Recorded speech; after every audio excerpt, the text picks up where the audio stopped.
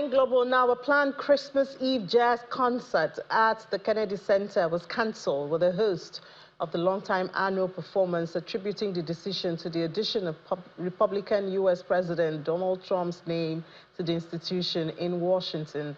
The board of the Kennedy Center, which the president failed with allies during a broad takeover earlier this year, decided that to add Trump's name to the institution, and that horrified Democrats and raised questions about the legality of the change. The board then voted to rename the Washington landmark the Donald J. Trump and the John F. Kennedy Memorial Center for Performing Arts, or Trump Kennedy Center for short, just to have a bit of Christmas touch there, which doesn't seem to be a very pleasant one for the United States. Now, packaged food makers and fast food restaurants may be forced to overhaul more of their products next year as newly approved appetite-suppressing GLP-1 pills becomes available from January. More Americans are expected to try the drug as a pill rather than as a shot, because the medication will be cheaper and many patients are hesitant to inject themselves.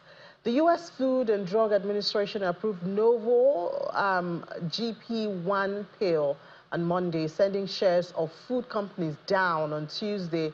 Eli Lilly's rival medication is expected to gain approval from regulators next year, and food companies including Conagra brands and Nestle are already dealing with shifts in consumer tastes towards higher protein and smaller portions because of the popularity of weight loss injections. And analysts believe that widespread GLP-1 adoption could mean long-term changes in demand.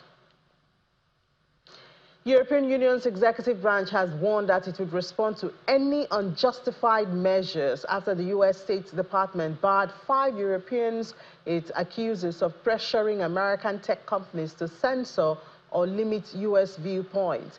The European Commission, which supervises tech regulation in Europe, said it has requested clarification about the move. A spokesperson for the Commission said it strongly condemns the U.S. decision, adding freedom of expression is a fundamental right in Europe and a shared core value with the United States across the democratic world.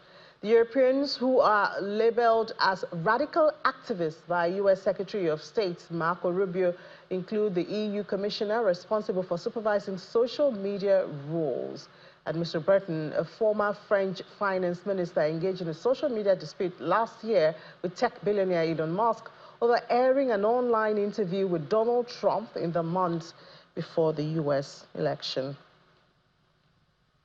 We move to Asia now, where the Japanese Prime Minister Sanae Takaichi government plans to unveil a record initial budget for the fiscal year starting in April, increasing outlays at faster pace than inflation. The budget for the year beginning April 2026 will be about 122.3 trillion yen, and that is equivalent to about $786 billion. Takaichi has said on Tuesday that an increase of roughly 6.3% from the 115.2 trillion yen allocated for the current fiscal year, marking the largest initial budget on record.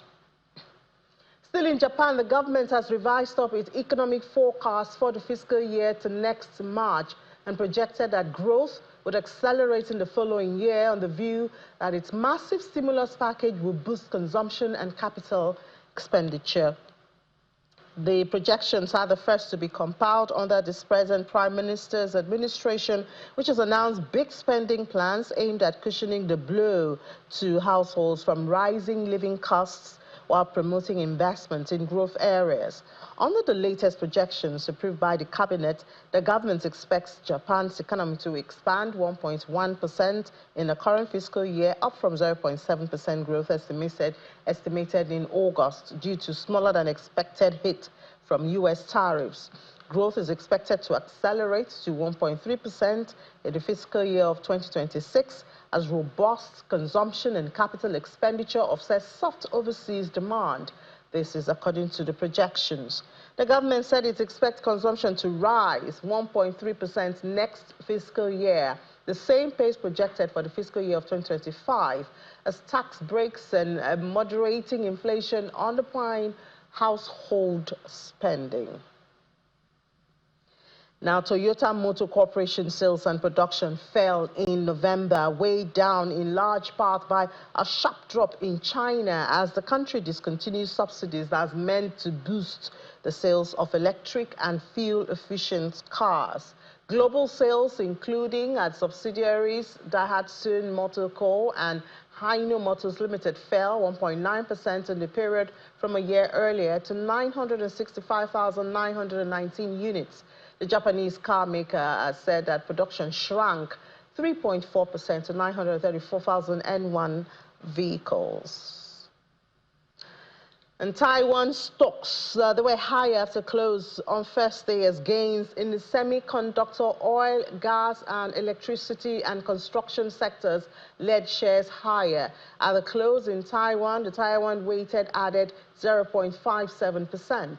The best performance of the session on the Taiwan weighted were Universal Microelectronics Company Limited, which rose 9.96%, that's about 3.35 points, to trade at 37 at the close, while the Technology Incorporated added 9.94%, that's about 3.50 points, to end at 38.7, and Evermore Chemical Industry also was up at the close of trade.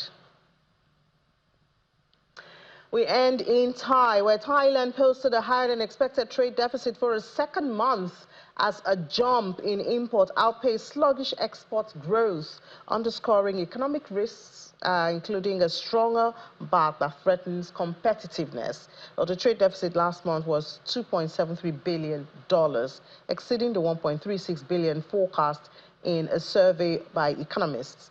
The nation's trade balance swung to a $3.4 billion deficit in October, and that's the biggest gap since January 2023.